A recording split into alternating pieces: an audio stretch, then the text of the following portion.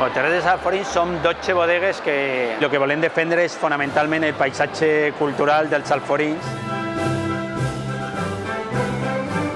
Los Corbí nos decidimos a ingresar en Terres dels Alforins porque es una asociación de viticultores que realmente pues, tiene como misión fundamental potenciar el terreno, el territorio.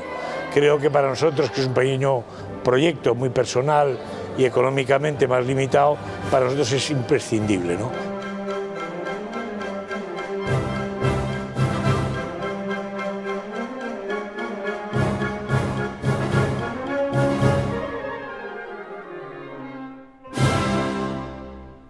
La Font de la Figuera, Moixent o Fontanars, ese conjunto de municipios, esas características que encontramos en esa geografía, no la encontramos en otra parte del territorio valenciano.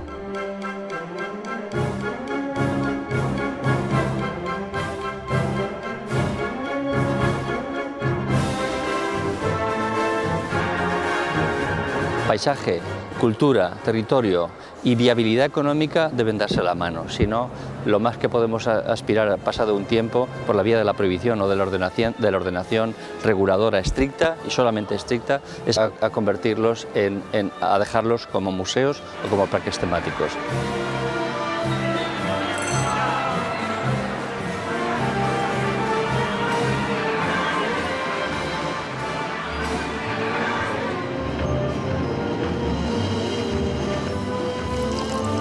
Porque el paisaje, además de forma, de función, de historia, es percepción.